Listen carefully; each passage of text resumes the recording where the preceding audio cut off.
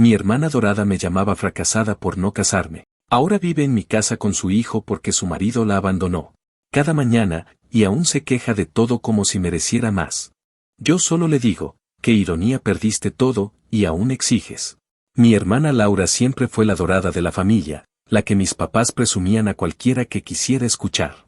Desde que éramos adolescentes viví con esa sensación constante de estar en una competencia en la que yo nunca pedí participar. Ella tenía un talento natural para encantar a la gente, se casó joven, tuvo un hijo poco después y se convirtió en el ejemplo perfecto de lo que mi madre decía que significaba ser una mujer completa. En cambio yo, que estudié, trabajé, hice mis cosas sin pedirle un centavo a nadie y construí mi vida con calma, siempre cargué encima el comentario disfrazado de consejo que mi mamá repetía cada tanto, que tal vez si yo me aplicaba un poquito más encontraría a alguien que me quisiera. Laura lo celebraba con una sonrisa arrogante cada vez que podía, como aquella vez en su boda cuando me dijo que esperaba que algún día yo tuviera la suerte de vivir algo parecido, aunque el tono dejaba claro que para ella la suerte no estaba de mi lado. Con los años aprendí a ignorar su actitud, aunque la verdad es que me dolía más de lo que siempre admití. Yo seguía con mi vida en Texas, tranquila con mi trabajo y mis propias metas, mientras ella vivía ese matrimonio perfecto que tanto presumía. O por lo menos eso creíamos todos. No es que yo la envidiara, simplemente estaba cansada de que me restregara su felicidad en la cara cada vez que tenía oportunidad. Recuerdo que en una reunión familiar, cuando tenía alrededor de 30 años, ella se acercó a mí para decirme que esperaba que no se me hiciera tarde para tener familia porque no podía imaginar algo más triste que llegar a vieja sola. Yo solo me reí para no decirle lo que de verdad pensaba, porque en mi familia decir las cosas directas siempre fue considerado como drama innecesario. La noche en que todo cambió, y digo noche porque no había otra forma de describir ese desastre, me despertó su llamada a mitad de la madrugada. Pensé que se trataba de una emergencia médica con el niño o algo por el estilo, pero apenas escuché su voz supe que era otra cosa. Estaba llorando de una forma que de verdad me asustó al principio, hasta que por fin me dijo que su marido Danny se había ido de la casa. Al principio creí que era una pelea y que en un par de horas volvería, pero luego explicó que él le había dejado una nota ridícula diciendo que necesitaba un cambio y que se había marchado con una mujer del trabajo. Me pidió que por favor fuera por ella porque no podía quedarse en su casa después de encontrar la nota, y que además la renta llevaba semanas atrasada y no tenía a dónde ir porque nuestros papás estaban en Florida, viviendo en una comunidad de retiro donde no se permitían niños. Me quedé unos segundos en silencio porque en ese momento procesé la ironía de todo lo que estaba pasando. Esa hermana que me había llamado fracasada toda mi vida ahora estaba llorando porque el tipo al que ella juraba adorar la había dejado sin un centavo. Cuando llegué a su casa me encontré con un desastre emocional. Ella estaba sentada en el piso con 3 maletas abiertas y su hijo dormido en el sofá. Nadie dijo mucho en ese momento, simplemente cargué las maletas al carro y me los llevé. El camino fue incómodo, lleno de silencios y pequeños sollozos que ella trataba de ocultar como si aún tuviera algo de orgullo que salvar. Yo no sabía qué decirle, no porque no tuviera palabras, sino porque no quería que sonara aún te lo dije. Pero lo pensé, claro que lo pensé. Cuando entramos a mi casa, lo primero que hizo fue mirar alrededor y soltar ese comentario pasivo-agresivo que siempre le sale natural, que no estaba mal para ser un lugar de soltera. Tragué el coraje, fingí que no me molestó y la acomodé en el cuarto de invitados, pensando que sería algo temporal, tal vez un par de semanas mientras ella encontraba un lugar. Pero desde esa primera noche noté el patrón de siempre, ella asumiendo que todo lo que yo tenía debía estar disponible para ella porque según su lógica yo no tenía otras responsabilidades. Al día siguiente ya se quejaba de la comida, diciendo que su hijo estaba acostumbrado a cosas más caseras, como si yo le hubiera servido piedras. Más tarde mencionó que quizás sería buena idea mover algunas de mis cosas para darle más espacio, porque según ella yo ni las necesitaba tanto. Lo que más me sorprendió fue que incluso en ese momento, habiéndolo perdido todo, encontró forma de insinuar que yo era la que estaba fallando en la vida. En algún momento de esa semana me soltó que no entendía cómo no me daba miedo terminar sola y que tal vez ahora que ella estaba aquí yo aprendería a valorar la vida en familia. Esa fue la primera vez que pensé en lo jodidamente irónico que era todo. Yo, la supuesta fracasada, era la que la estaba manteniendo a flote, mientras ella aún se daba el lujo de tratarme como si me estuviera haciendo un favor viviendo en mi casa. Empecé a notar que no buscaba trabajo, que no hacía planes, que simplemente esperaba a que todo se resolviera sin mover un dedo. Lo confirmé una mañana que la encontré usando mi laptop sin permiso para imprimir solicitudes de clubes caros y catálogos de muebles que jamás podría pagar. Cuando le dije que no podía tomar mis cosas como si fueran suyas, me respondió que yo exageraba y que necesitaba esas cosas para reconstruir su vida con dignidad. Actualización 1. Había pasado alrededor de un mes desde que Laura llegó a mi casa y, aunque intenté mantener la calma las primeras semanas, terminé dándome cuenta de que esa convivencia estaba drenándome de una forma que no había anticipado. Lo que inicialmente pensé que serían unos días de transición mientras ella resolvía lo básico se convirtió en una rutina desgastante donde cada mañana me despertaba con la sensación de que la atención ocupaba más espacio que cualquiera de los muebles que ella había movido sin preguntarme. Ese salto de tiempo, ese mes completo viviendo bajo el mismo techo, me permitió ver con una claridad incómoda que Laura no se encontraba en un estado temporal de necesidad, sino en una especie de zona cómoda que había construido a partir de mis recursos y de la idea errónea de que yo tenía la obligación de sostenerla indefinidamente. Durante esas semanas me di cuenta de que su actitud no había cambiado ni un poco. Seguía con esa combinación irritante de superioridad y victimismo, como si no pudiera aceptar que estaba en mi casa porque su vida se había derrumbado. Lo que más me sorprendió fue la facilidad con la que retomó su papel habitual de crítica constante. Decía cosas como que mi sala parecía demasiado sencilla para alguien de mi edad, o que debía cambiar la decoración porque el estilo era demasiado neutro, o que debería comprar un comedor más grande porque algún día, si yo tenía visitas, podría ser útil.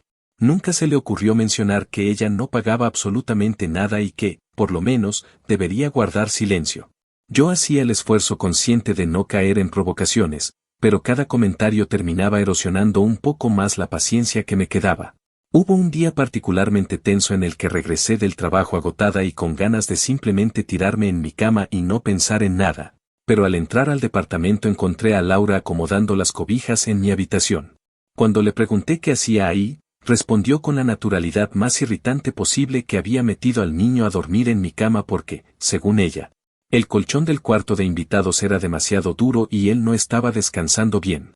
La manera en que lo dijo, como si fuera una decisión lógica que no requería consultarme, me dejó sin palabras por unos segundos mientras intentaba procesar lo absurdo de la situación. Le pedí que por favor sacara al niño de ahí y que usara su propio cuarto, y ella me respondió con ese tono ofendido que siempre ha usado cuando alguien no se pliega a sus caprichos. Que yo no entendía lo que era tener hijos y que no podía ser tan rígida. Ese fue uno de los momentos en los que me di cuenta de que estaba empezando a caminar sobre un terreno peligroso. No solo porque Laura estaba cruzando todos los límites posibles, sino porque yo me estaba sintiendo una extraña en mi propia casa. Tenía que pedir permiso para entrar en mi cuarto, soportar que ella dejara juguetes en la sala, lidiar con que usara mis cosas sin preguntar. Y además tolerar que me dedicara comentarios tóxicos disfrazados de sugerencias bien intencionadas. Una mañana, mientras yo preparaba café, ella se acercó con esa sonrisa que siempre he odiado porque nunca indica algo bueno, y dijo que quizá yo debería empezar a salir más. Que no era normal que una mujer de mi edad no tuviera una relación estable. Lo dijo con un tono tan condescendiente que por un momento sentí que me ardían las manos de la rabia contenida. Me pregunté cómo era posible que alguien que había sido abandonada por su marido hacía tan poco tuviera el descaro de juzgar la vida sentimental de otra persona. Me hizo pensar que quizá la razón por la que ella nunca había aprendido a ser responsable era porque la familia siempre la había protegido de cualquier consecuencia. Hubo otro episodio que terminó de encender mis alarmas. Una tarde regresé antes del trabajo porque una reunión se canceló y al entrar escuché su voz desde la sala. Estaba en videollamada con una amiga suya y hablaba de mí con una familiaridad insolente, como si yo fuera una especie de mueble en su vida. Dijo que estaba viviendo conmigo temporalmente pero que no era tan grave porque yo siempre había sido solitaria y que seguramente ni me daba cuenta de su presencia. Hablaba como si yo fuera una persona aburrida, como si mi vida no tuviera propósito solo por el hecho de vivir sola. Cuando me escuchó subir las llaves a la mesa hizo una mueca extraña, como si la hubiera atrapado haciendo algo que sabía que estaba mal, pero aún así intentó justificarse. Me dijo que solo estaba bromeando, que no lo decía en serio, pero yo ya no estaba dispuesta a fingir que no pasaba nada. Para ese punto yo ya había empezado a notar un patrón preocupante. Laura no estaba buscando trabajo ni intentando hacerse cargo de su vida. A cada rato mencionaba que necesitaba descansar emocionalmente antes de tomar cualquier decisión, y aunque entiendo que una separación puede ser devastadora, también sabía que había una diferencia enorme entre recuperarse y aprovecharse descaradamente de la generosidad ajena. La veía pasar horas en el sofá viendo televisión, revisando redes sociales, tomando selfies y enviando mensajes llenos de dramatismo sobre lo difícil que era su vida, mientras yo trabajaba y sostenía económicamente toda la situación. Cuando le insinué que quizá era momento de que empezara a buscar trabajo, se puso a la defensiva y dijo que no pensaba meter a su hijo en un cuidado infantil barato porque eso le parecía indigno. Ese comentario me hizo darme cuenta de que, en su mundo, cualquier solución que requiriera esfuerzo de su parte era inaceptable. Todo esto empezó a mezclarse en mi cabeza hasta que un día, cansada y con la sensación de que algo definitivamente tenía que cambiar, me encontré revisando, casi por inercia, el historial de mi laptop. No suelo hacer eso y no me siento orgullosa, pero necesitaba entender qué estaba pasando. Ahí descubrí que no había buscado ni un solo empleo. En lugar de eso, había estado buscando información sobre cómo obtener ayuda para viviendas sin necesidad de demostrar ingresos, cómo extender estadías en casa de familiares si estos no querían que siguieras ahí, y todo tipo de tonterías relacionadas con uñas, salones costosos y productos que jamás podría pagar en su situación actual. Esa mezcla de irresponsabilidad y fantasía me hizo sentir una rabia que llevaba semanas acumulándose. No la confronté de inmediato, pero me quedé con esa sensación en el pecho que te avisa que ya no hay vuelta atrás. No era solo que estaba abusando de mi hospitalidad, era que todavía tenía el cinismo de criticarme a mí mientras vivía gratis en mi casa. Empecé a pensar de otra manera, con una claridad que quizá no había tenido antes, como si finalmente estuviera viendo la versión completa de algo que siempre había estado ahí, solo que yo me negaba a aceptarlo. Entendí de golpe que esa situación no iba a mejorar por sí sola, que Laura no se iba a levantar un día motivada a cambiar su vida solo porque era lo correcto. No, ella siempre había sido así, siempre había vivido esperando que alguien más resolviera los problemas que ella misma provocaba. Y ese mes completo bajo mi techo me permitió ver que, si no hacía algo pronto, iba a terminar convertida en la niñera, la proveedora y la terapeuta de una persona que ni siquiera era capaz de agradecer lo que estaba recibiendo. Esa noche me acosté pensando que había llegado el momento de cambiar el rumbo de toda esta historia. No sabía exactamente cómo, pero sí sabía que Laura por primera vez en su vida estaba en una posición donde no tenía control. Y aunque nunca fui una persona vengativa por naturaleza, empecé a sentir una especie de impulso, una mezcla entre justicia y hartazgo, que me decía que quizá esta era la única oportunidad que tendría de hacerle ver que el mundo no gira alrededor de sus caprichos. No me sentía culpable por pensarlo, porque después de un mes completo cargando el peso de su desastre, entendí que ayudar no significa permitir que alguien te pisotee. Actualización 2. Había pasado un par de meses desde que Laura se instaló en mi casa y, aunque yo intentaba llevar la situación con algo de paciencia, empezaba a sentir que mi vida entera giraba alrededor del caos emocional y práctico que ella arrastraba. Ese salto de tiempo me permitió ver con mayor claridad que no estaba lidiando con una persona que estuviera reconstruyendo su vida, sino con alguien que había aprendido a acomodarse en la comodidad ajena sin remordimientos. Durante ese periodo las tensiones no solo aumentaron, sino que se volvieron más profundas, más difíciles de ignorar, como si cada día añadiera una capa extra de desgaste emocional que terminaba acumulándose en mi cuerpo como un peso inevitable. Yo convivía con el cansancio constante de alguien que llega de trabajar para encontrar su casa transformada en un espacio ajeno, lleno de ruido, de demandas implícitas y del tipo de presencia que termina ocupando más de lo que físicamente ocupa. Fue en ese periodo cuando comprendí que Laura no estaba haciendo absolutamente nada para salir de la situación. Lo más frustrante era que ella lograba maquillarlo todo como si simplemente necesitara tiempo. Decía que todavía no estaba emocionalmente lista para trabajar, que cualquier empleo que encontrara tenía que ser adecuado para su hijo, que no podía aceptar cualquier cosa porque no quería que él creciera sintiendo que su vida se había reducido a la sobrevivencia. Lo decía con ese tono tan ensayado que casi parecía convincente, pero en cuanto me iba a trabajar se quedaba en el sofá revisando redes sociales, enviando mensajes a sus amigas, viendo videos interminables y comiendo lo que yo compraba sin siquiera ofrecer alguna compensación. Y no es que yo esperara dinero, porque era evidente que no tenía, pero lo mínimo que uno espera de alguien que está siendo ayudado es un poco de iniciativa, aunque fuera simbólica. Durante ese segundo mes, la tensión alcanzó un punto donde ya no podía ignorar las señales. Había momentos en los que llegaba a casa después de un día intenso de trabajo y la encontraba recostada en el sofá, con los pies sobre la mesa de centro y mirando la televisión como si fuera lo único que importaba. Cuando yo intentaba conversar con ella sobre posibles opciones para que retomara su independencia, hacía comentarios como que yo no entendía lo difícil que era la maternidad, o que no sabía lo que se siente tener que sostener a un niño emocionalmente después de que su padre se fuera. Y aunque yo entendía el dolor que eso le ocasionaba, no podía aceptar la idea de que ese dolor la autorizara a vivir a costa mía indefinidamente. Lo más duro de todo era ver que nunca reconocía el esfuerzo que yo estaba haciendo. Para ella, yo solo cumplía un rol que de alguna manera pensaba que me correspondía. Un día, necesitando devolverle un documento a mi jefe, abrí mi laptop para revisar unos archivos y me di cuenta de que algo no cuadraba. El fondo de escritorio se veía distinto y algunas ventanas estaban abiertas. Al principio pensé que tal vez yo las había dejado así, pero luego, al revisar el historial del navegador, descubrí la evidencia más clara del abuso en el que estaba metida. No había una sola búsqueda relacionada con empleo. No había rastros de currículos, ni solicitudes enviadas, ni portales de trabajo.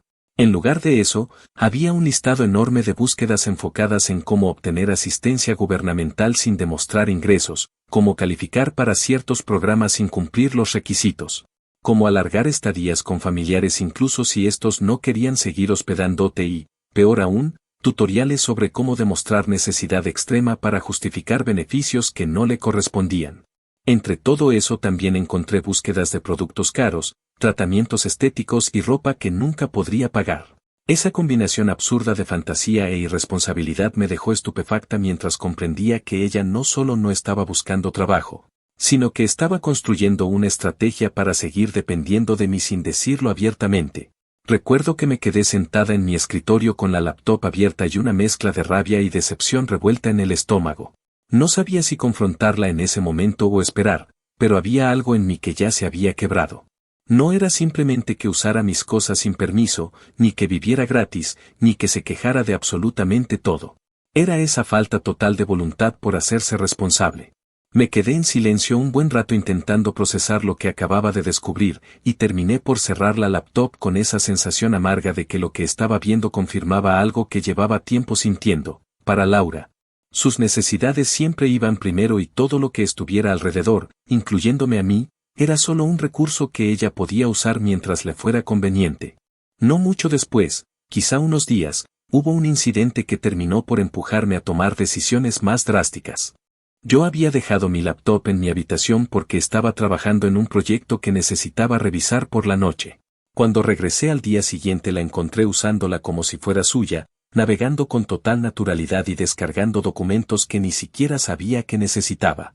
Cuando le pregunté por qué estaba usando mis cosas sin permiso, respondió con esa actitud tan desgastante de que no veía el problema, porque según ella, compartir era parte de vivir en familia y que yo debería relajarme. Me dijo que solo estaba imprimiendo unas solicitudes que necesitaba para planear su futuro, como si eso justificara todo.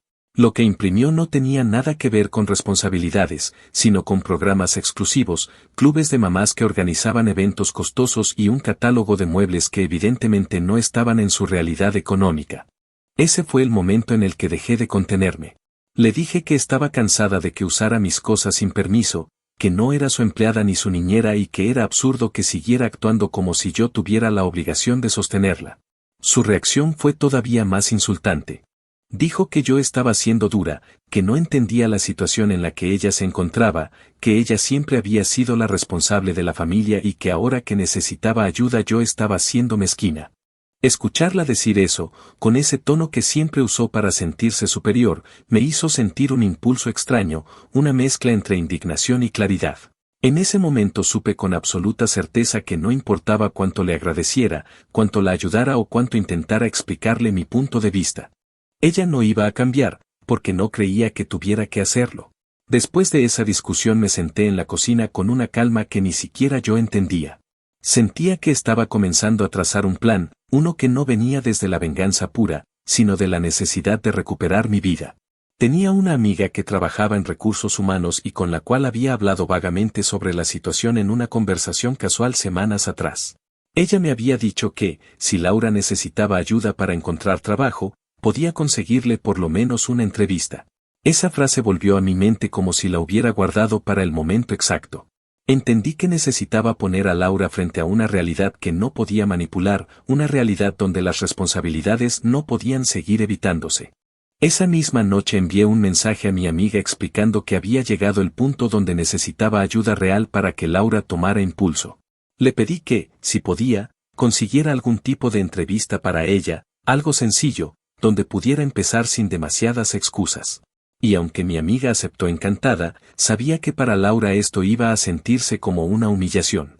Pasaron un par de días antes de que la entrevista estuviera lista y, durante ese tiempo, Laura siguió actuando como si no pasara absolutamente nada.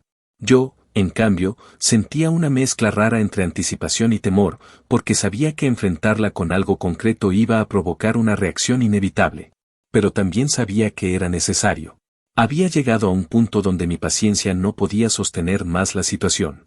Ella necesitaba trabajar, necesitaba hacerse cargo de su hijo y necesitaba entender que la vida no consiste en caer de pie cada vez que uno tropieza. Cuando finalmente recibí la llamada de mi amiga diciendo que había conseguido una entrevista para Laura en una cadena de supermercados, sentí una especie de liberación. No porque quisiera verla sufrir, sino porque al fin tenía algo tangible para confrontarla, algo que evitara que siguiera inventando excusas. Sabía que eso cambiaría por completo la dinámica, porque Laura siempre había evitado trabajos que no coincidieran con la imagen exagerada que tenía de sí misma. Y aunque en ese momento todavía no le había dicho nada, ya podía imaginarme su reacción. Actualización 3. Había pasado un tiempo desde que hablé con mi amiga sobre la posibilidad de conseguirle una entrevista a Laura. Y durante esos días yo seguía observando la rutina absurda en la que mi hermana se había instalado sin un mínimo de pudor. Ese salto de tiempo, aunque no fue tan largo como los anteriores, fue suficiente para que yo terminara de comprender que Laura no iba a mover ni un dedo si no la obligaba a enfrentar consecuencias reales. La forma en que se comportaba en esos días previos me confirmó que ella realmente pensaba que yo iba a sostener su vida entera sin rechistar.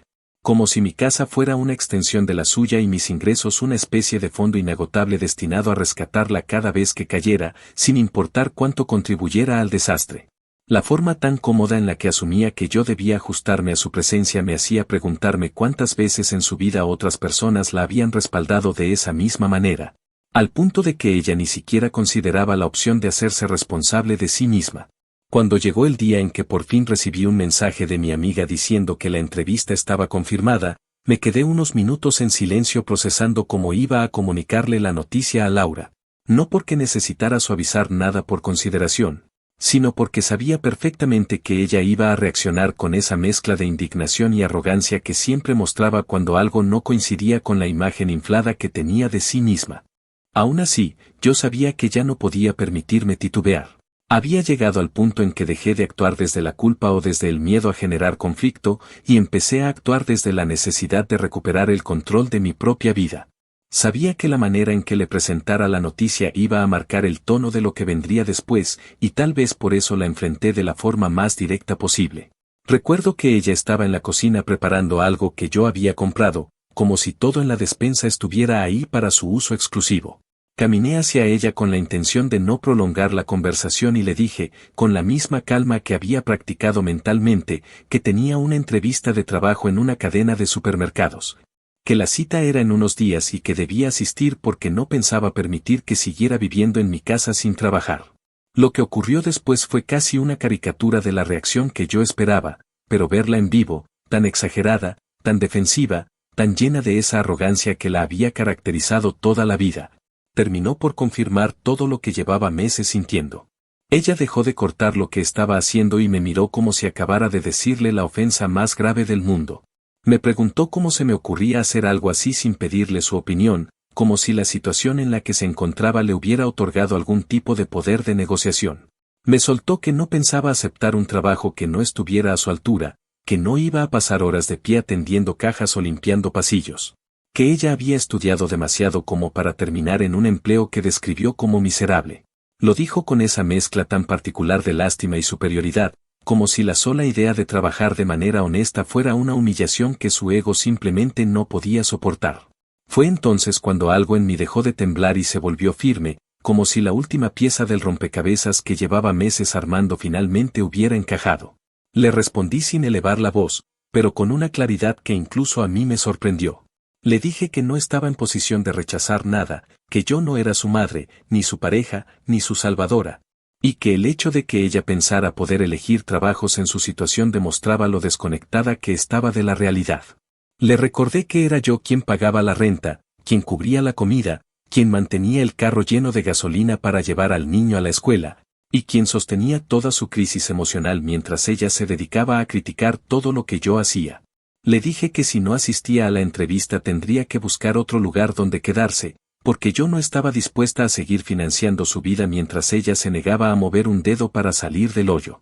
La mirada que me lanzó en ese instante fue una mezcla entre incredulidad, rabia y miedo, y por un segundo pude ver a la Laura que siempre había evitado hacerse cargo de nada. La persona que reaccionaba de esa manera cada vez que la enfrentaban con un límite. Esa persona que durante toda su vida había dependido de la indulgencia de los demás para mantener el estatus que ella creía merecer. Lo que más me sorprendió fue que, en lugar de reflexionar o siquiera intentar negociar con algo de sensatez, lo que hizo fue encerrarse en el cuarto de invitados con un portazo y pasar el resto del día haciendo llamadas. Seguramente buscando a alguien más que le resolviera la vida porque sabía que yo ya estaba dejando de hacerlo. Los días previos a la entrevista fueron tensos. Laura caminaba por la casa como si yo la hubiera traicionado de la forma más imperdonable, ignorándome a propósito, respondiendo de manera cortante cuando le hablaba y haciendo comentarios velados sobre lo injusta que estaba haciendo. Decía cosas como que yo no entendía todo lo que había sufrido, que no valoraba lo que ella había hecho por mí cuando éramos jóvenes y que solo estaba aprovechando su debilidad para manipularla. Yo escuchaba todo eso en silencio porque ya no tenía energía para entrar en esas discusiones que solo servían para alimentar su victimismo. Sabía que tenía que mantenerme firme porque si cedía un poco, ella encontraría la manera de echarse para atrás. Llegó el día de la entrevista y, como era de esperar, Laura intentó cambiar el rumbo a último minuto. Me dijo que no se sentía bien, que el niño había dormido mal, que ella no estaba emocionalmente lista, que necesitaba más tiempo. Incluso intentó iniciar una discusión más emocional, diciendo que yo la estaba obligando a hacer algo que la hacía sentir menos, como si aceptar un trabajo honesto fuera lo peor que le podía pasar. Sabía que su estrategia era manipularme, como lo había hecho tantas veces antes, pero esta vez no funcionó. Le dije que la entrevista estaba programada, que la iban a estar esperando y que, si no iba, debía empezar a empacar porque yo ya había tomado mi decisión. Esa frase la dejó inmóvil por unos segundos, porque por primera vez entendió que yo hablaba en serio. No fue un proceso pacífico. Laura salió de la casa disfrazada de dignidad, vestida con ropa que intentaba transmitir más estatus del que realmente tenía, con una actitud que mezclaba vergüenza y rabia. Y con esa expresión rígida que le aparece cuando sabe que no tiene escapatoria. Lo que ocurrió después marcó un punto de inflexión que yo nunca voy a olvidar, porque cuando volvió de la entrevista, lo hizo con una mezcla tan evidente de humillación y resentimiento que era imposible ignorarla. Dijo que el trabajo era indigno, que la entrevista había sido una pérdida de tiempo, que el lugar no estaba a la altura de alguien como ella. Intentó sonar segura, pero la estabilidad de su voz era un espejismo. Por primera vez desde que ella había llegado a mi casa, pude ver que las grietas de su ego empezaban a dejar entrar la realidad que llevaba meses evitando. Al final de ese día, sin embargo, lo más revelador no fue su reacción, sino lo que ocurrió después. Empacó una maleta pequeña, esa misma noche, diciendo que no podía seguir viviendo en un lugar donde no se la apreciaba. Pero apenas pasó unos minutos apareció de nuevo en la sala diciendo que no tenía dinero para un transporte y que yo tenía la obligación de llevarla. Resultaba absurdo, porque era justamente esa mentalidad de dependencia la que la tenía en esa situación. Me subí al carro en silencio, llevando esa mezcla de cansancio y determinación que llevaba meses acumulando. La dejé en casa de una amiga suya, no muy cerca, y me despedí sin mirar atrás porque sabía que, si lo hacía, ella encontraría otra excusa para regresar al carro y seguir estirando la situación. Esa noche, mientras volvía a mi casa con la radio apagada, pensé en cómo, por fin, había logrado que enfrentara un límite real. Actualización 4. El tiempo que pasó desde que dejé a Laura en casa de su amiga hasta que volvió a tocar mi puerta fue suficiente para que yo recuperara algo de paz mental. Ese salto de semanas sin su presencia me permitió reorganizar mi rutina, limpiar la casa a profundidad, reacomodar mis pertenencias y, sobre todo, tomar aire. No me daba cuenta de cuánto me había afectado su presencia hasta que ya no estaba, despertaba sin tensión en el pecho, llegaba del trabajo y mi casa estaba como la había dejado. Podía sentarme en el sofá sin encontrar juguetes esparcidos o platos sucios que no recordaba haber usado. Esa calma, sin embargo, era engañosa, porque en el fondo sabía que Laura no desaparecía tan fácil. Y, aunque no lo admitiera de inmediato, parte de mí esperaba el momento en que regresara, porque era imposible pensar que la amiga que la recibió pudiera tolerar lo que yo había cargado por tanto tiempo. Cuando finalmente volvió, creo que ya habían pasado unas cuantas semanas. Tocó la puerta en la noche, con el niño dormido sobre su hombro y una expresión tan desgastada que por un segundo me pregunté si algo grave había ocurrido. Al abrir, ella prácticamente se desmoronó en el umbral. Dijo que no podía seguir en casa de su amiga porque no era un ambiente adecuado, que se habían peleado, que no se sentía segura y que necesitaba un lugar estable para su hijo. Era un discurso que reconocí de inmediato, lleno de medias verdades acomodadas para generar lástima. Lo sorprendente es que, por primera vez, noté en su voz algo que no había visto antes, miedo genuino. No un miedo dramático como el que a veces fingía, sino uno que le temblaba por debajo de las palabras. La dejé pasar porque, aunque estaba cansada, no podía ignorar al niño dormido ni fingir que ella no existía. Acomodé al pequeño en el sofá y ella se desplomó en la silla de la cocina como si llevara encima todo el peso del mundo. Me contó que su amiga le había pedido una contribución económica después de un par de semanas y que Laura no tenía cómo pagar. También mencionó que habían discutido porque ella no quería seguir encargándose sola de los quehaceres mientras su amiga trabajaba. No pude evitar notar lo familiar que sonaba todo. Era el mismo patrón, el mismo agotamiento que yo había vivido, solo que acelerado porque su amiga no tenía ni la paciencia ni la relación emocional que yo tenía con ella. Cuando terminó de hablar, me miró con un tono derrotado y me dijo que solo pedía una oportunidad, que prometía cambiar y que quería demostrar que podía salir adelante si yo la ayudaba solo un poco más. No confiaba en sus promesas, pero tampoco era capaz de dejarla en la calle con el niño. Le dije que podía quedarse unos días mientras resolvíamos qué hacer, pero que esta vez todo iba a ser distinto, reglas claras, responsabilidades compartidas y cero tolerancia para actitudes como las de antes. Ella sintió tan rápido que supe que no lo estaba procesando, solo aceptaba porque no tenía otra opción. Esa misma noche se instaló en el cuarto de invitados con un silencio tenso, como si temiera que yo cambiara de opinión en cualquier momento. Durante los primeros días intentó seguir al pie de la letra sus promesas. Lavó los platos, ordenó la sala, preparó comida utilizando los ingredientes que yo compraba y trató de mantener una actitud más agradecida. Yo noté el esfuerzo, aunque también sabía que ella tendía a comportarse así cuando estaba desesperada. Era un tipo de obediencia temporal que solo duraba mientras sentía que podía perder la comodidad recién recuperada. No pasó mucho tiempo antes de que ese comportamiento empezara a desmoronarse. Primero fueron pequeños detalles, como dejar la ropa regada en la sala o evadir los quehaceres argumentando que el niño necesitaba su atención. Luego vinieron las quejas disfrazadas de comentarios inocentes, diciendo que mi casa era demasiado pequeña, que yo debería mudarme a un lugar más grande si pretendía tener visitantes o que quizá debería considerar comprar muebles más cómodos para el niño. Yo trataba de mantener la calma, recordándome que esta vez no permitiría que las cosas se salieran de control. Cuando comenzaba a elevar el tono, simplemente respiraba hondo y repetía para mis adentros que esa situación tenía que resolverse de una forma definitiva. El verdadero punto de quiebre llegó una noche en que regresé a casa y encontré la cocina desordenada, juguetes tirados por toda la sala y a Laura recostada viendo televisión mientras su hijo jugaba solo. Habíamos acordado que ella se haría cargo de la limpieza diaria, pero parecía haber olvidado ese pacto. Yo no quería convertir la convivencia en una guerra de reproches, pero sabía que si no hablaba en ese momento, la espiral regresaría con la misma fuerza que antes. Me acerqué a ella y le dije, con calma, que teníamos que hablar. Lo que siguió fue un intercambio tenso donde le recordé que ya no estábamos en la misma dinámica de antes, que no era mi responsabilidad cargar con todo y que ella debía trabajar si quería quedarse. A diferencia de la vez anterior, no respondió con gritos ni con reproches sobre mi falta de empatía. Esta vez simplemente se quebró. Empezó a llorar y dijo que no sabía cómo hacer todo sola, que extrañaba su vida anterior, que no entendía cómo había terminado así. Podría haberme conmovido más si no hubiera sabido que esa mezcla de llanto y dramatismo siempre formaba parte de su repertorio emocional. Aún así, algo en su súplica fue distinto. Quizá era la honestidad con la que admitía que no podía manejar su vida. Quizá era que ya no le quedaba nada de ese aire de superioridad que la había acompañado tantos años. Me senté frente a ella y le dije que la única manera de salir adelante era que trabajara, porque nadie más iba a rescatarla.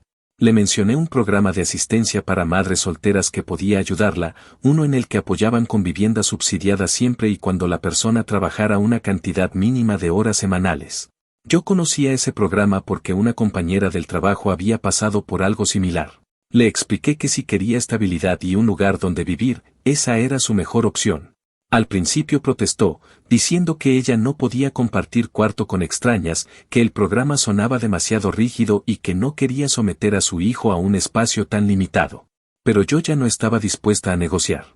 Le dije que era eso o empezar a buscar refugios temporales, porque en mi casa no podía quedarse indefinidamente. Esa fue la primera vez en mucho tiempo que me escuchó sin interrumpirme. No porque estuviera de acuerdo, sino porque finalmente entendió que yo hablaba en serio. Al día siguiente la llevé al centro comunitario donde hacían las evaluaciones. Nos atendió una coordinadora amable que explicó todos los requisitos, los horarios, las responsabilidades.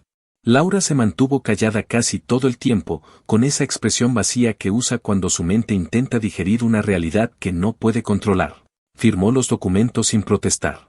Cuando la dejaron en el dormitorio compartido con 2 madres más, me miró con un tipo de resentimiento que conocía muy bien, pero también con una mezcla de vulnerabilidad que nunca antes había mostrado. Era como si, por primera vez, entendiera que su vida dependía de algo más que sus caprichos. Yo sentí un nudo en el estómago cuando la dejé ahí, no porque dudara de mi decisión, sino porque aceptarlo era más difícil de lo que imaginaba. En el fondo sabía que esa era la única manera de quebrar el ciclo en el que habíamos vivido por años, donde yo tomaba el rol de soporte y ella el de eterna víctima. Esa tarde conduje de regreso a casa en silencio, consciente de que lo que había hecho podía sentirse cruel desde afuera, pero también segura de que cualquier otra opción habría significado perpetuar la dependencia en la que Laura llevaba sumergida toda su vida. Durante las semanas siguientes, recibí algunos mensajes suyos donde se notaba el enojo y la frustración. A veces escribía que yo la había abandonado, que no podía creer que su propia hermana la enviara a un programa así. Pero en otras ocasiones, los mensajes tenían un tono distinto, casi resignado, preguntándome cosas sobre trámites o buscando algo de orientación. Yo respondía solo lo necesario, manteniendo los límites que tanto me había costado establecer. En esos días entendí que no se trataba solo de ayudarla a encontrar un lugar donde vivir, sino de enseñarle, aunque fuera tarde, que la responsabilidad era un peso que debía aprender a cargar por sí misma. Actualización final.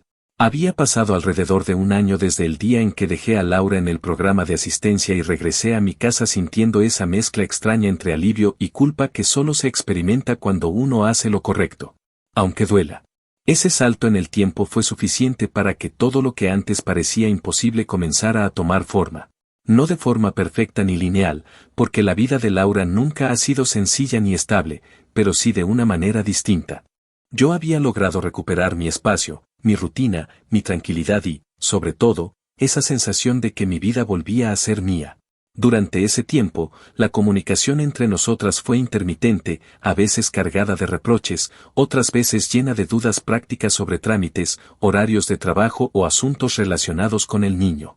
Pero lo más importante fue que, poco a poco, Laura comenzó a sostenerse por sí misma, un paso a la vez, incluso cuando lo hacía con torpeza, arrastrando su resistencia y sus viejos hábitos como un lastre inevitable. Al principio no le fue fácil adaptarse al programa. Me enteré a través de algunos mensajes suyos que le costó acostumbrarse a compartir espacio, a respetar reglas estrictas y a cumplir con el trabajo asignado. Decía que las otras madres no eran de su estilo, que se sentía fuera de lugar, que las condiciones eran duras y que extrañaba su vida antigua, pero ya no con esa nostalgia arrogante de antes, sino con una especie de desconcierto. Me decía que nunca imaginó verse en un cuarto tan pequeño, doblando su ropa en un cajón compartido y despertándose antes del amanecer para llegar a un turno que detestaba. A veces me contaba que salía del trabajo con las manos adoloridas, agotada por horas de pie, y que sentía que el mundo entero se había puesto en su contra. Pero incluso en esa queja había algo nuevo, responsabilidad. Ya no había alguien a quien culpar. Danny seguía desaparecido en su nueva vida, mis padres no eran una opción y yo había dejado de funcionar como su red salvadora. De pronto, la única estructura en la que podía apoyarse era la que ella misma construía, y aunque era frágil, era suya. Con los meses, sin embargo, algo en ella empezó a cambiar. No era un cambio drástico ni rápido, pero sí evidente. Comenzó a hablar menos de lo que había perdido y más de lo que estaba intentando conseguir. Me contaba que había logrado aprender algunas cosas nuevas en el trabajo, que le habían ofrecido unas horas extra y que había logrado ahorrar un poco. También mencionaba, con una mezcla de sorpresa y orgullo, que el programa le permitiría aplicar a un apartamento subsidiado si mantenía un historial estable durante un tiempo determinado. Había días en los que me enviaba mensajes diciendo que se sentía inútil y otros en los que decía que estaba orgullosa de haber pagado una cuenta con su propio dinero. Yo trataba de mantenerme al margen emocionalmente, respondiendo sin caer en el rol de salvadora que había ocupado durante tantos años. Porque sabía que cualquier retroceso podía arrastrarnos a ambas a un punto del que ya no quería volver. Finalmente, unos meses antes de que se cumpliera el año, me escribió para decirme que le habían asignado un pequeño apartamento. No era grande, ni nuevo, ni estaba en la mejor zona, pero era suyo y lo había conseguido sin depender de mí. Cuando me lo dijo, sentí algo que no esperaba, un alivio profundo. No porque quisiera desentenderme por completo, sino porque por primera vez veía en ella una capacidad real de sostenerse, aunque fuera con esfuerzos imperfectos y constantes tropiezos. Su mensaje venía acompañado de una foto del lugar, un espacio modesto con 2 ventanas pequeñas y una cocina simple, pero bastaba con mirarla para notar que Laura había encontrado algo más valioso que cualquier lujo: estabilidad. La última parte de esta historia ocurrió hace apenas unas semanas, cuando me pidió si podía pasar por mi casa para dejarle un regalo al niño por su cumpleaños. Acepté sin pensar demasiado en lo que eso implicaba. Cuando abrió la puerta, la Laura que tenía frente a mí era distinta. No se trataba de un cambio físico ni dramático, sino de una forma nueva de habitar el espacio. Caminó con una cautela casi respetuosa, como si finalmente entendiera que mi casa no era un refugio que podía reclamar, sino un lugar al que se entraba con consideración. Me agradeció por recibirlos, habló con un tono más pausado, sin esa urgencia constante de demostrar que sabía más que los demás. Cuando el niño se fue a jugar a la sala, Laura se quedó en la cocina y me miró de una manera que no había visto en ella en muchos años. Me dijo que había pasado mucho tiempo pensando en todo lo que había ocurrido, que al principio me había culpado de todo porque era más fácil que enfrentar su propia responsabilidad. Comentó que había odiado el programa, el trabajo, el dormitorio compartido y la forma en que el mundo había cambiado para ella de manera tan abrupta. Pero también dijo que, con el paso de los meses, había empezado a ver las cosas desde un ángulo diferente. Afirmó que nunca se imaginó lo mucho que la había protegido la imagen que ella misma había construido, esa versión inflada de su vida que siempre usó para compararse conmigo. Dijo que, al final, lo que más le pesó no fue la caída en sí, sino darse cuenta de que nunca había sabido cómo levantarse por su cuenta. Luego, con una honestidad que nunca antes le había escuchado, me dijo que entendía por qué hice lo que hice, que ahora veía que no era una traición sino un límite necesario, y que por primera vez podía decir en voz alta que la fracasada no era yo. Escuchar eso no fue un triunfo ni un acto de revancha que me llenara de satisfacción, sino una especie de cierre que llevaba tiempo necesitando. Le respondí que yo nunca fui su enemiga, pero que no podía permitir que arrastrara mi vida mientras la suya se apagaba. No hubo abrazos dramáticos ni lágrimas reconciliadoras. Fue una conversación adulta entre dos mujeres que finalmente entendían el peso de sus propias decisiones. Después de que se fueron, cerré la puerta y me quedé un rato en silencio. Pensé en todo lo que habíamos vivido ese año y en cómo la vida a veces necesita romperse para poder ordenarse de nuevo. Laura ya no era la mujer que llegó a mi puerta con maletas llenas de exigencias y un ego frágil pero ruidoso. Tampoco era la mujer hundida que dejé en el programa. Era alguien en proceso, imperfecta pero más consciente. Y yo, por primera vez, pude ver nuestra historia sin rabia y sin culpa, solo como una secuencia inevitable de decisiones que finalmente habían llevado a un punto en el que ambas podíamos respirar sin depender la una de la otra. No sé si nuestra relación volverá a ser cercana alguna vez, pero sí sé que, por primera vez, existe la posibilidad de que sea una relación equilibrada. Y aunque nunca lo admitiré en voz alta, también sé que, en el fondo, esa posibilidad es suficiente.